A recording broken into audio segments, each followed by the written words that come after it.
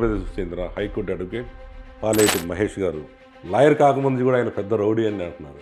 నిజంగా మీరు రౌడీనా లాయర్ కాకముందు? పాలేటి మహేష్ అంటారు అమ్మ వాళ్ళు పెద్ద రౌడీలు గుండాలు. ఇప్పుడు మా నియోజకవర్గంలో నేను ఎవరో చదువుకున్నాను.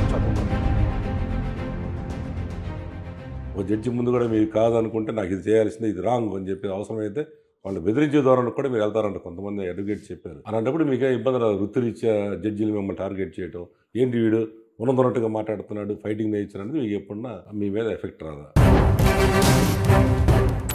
నేను కోర్టు వేసుకోకొని చేసే పనులు కోర్టు వేయకుండా కూడా చేయగలను. ఇది కోర్టులో పోరాటం చేస్తాను, రేపొద్దున వీధి పోరాటం.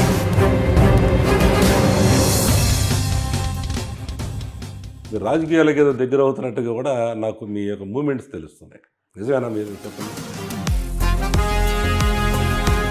నేను నా జీవితంలో ఈ కెమెరా ముందే కాదు, నేను చాలామంది చెప్పాను, ప్రత్యక్ష రాజకీయాల్లోకి వచ్చి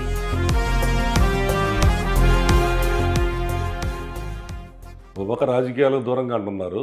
ఈ జరిగిన 2024 ఎలక్షన్స్లో మీ పాత్ర, మీరు జగన్కి వ్యతిరేకంగా పనిచేసిన మూమెంట్స్ మా దగ్గర ఉన్నాయి. మీది 2024లో జగన్మోహన్ రెడ్డిని ఓడించండి అని తిరిగిన మేమే 2019లో జగన్మోహన్ రెడ్డికి ఓట్లేమని అడిగినాం.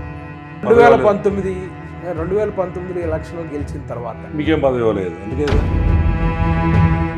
2019లో నిజంగా జగన్మోహన్ రెడ్డి గారు గెలిచిన తర్వాత పిలిచి మీకేం పదవి కావాలని అడిగితే ఎస్సీ కమిషన్ చైర్మన్, మాకే నామినేటెడ్ పదవులు వద్దు, మాకేమి రాజ్యసభ ఎంపీలు ఏం మాకు.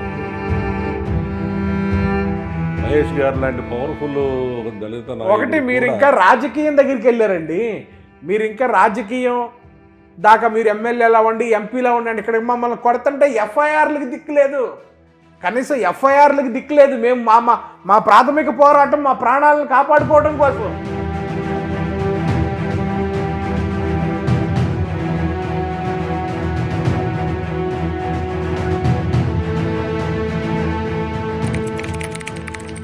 ఇలాంటి క్యాప్షన్ పెట్టడానికి కూడా ఒక ధైర్యం ఉండాలి. సామాన్యుడి కోసం పనిచేస్తున్నాం అంటే ఈ సమాజంలో అసలు మనల్ని బతకలేము.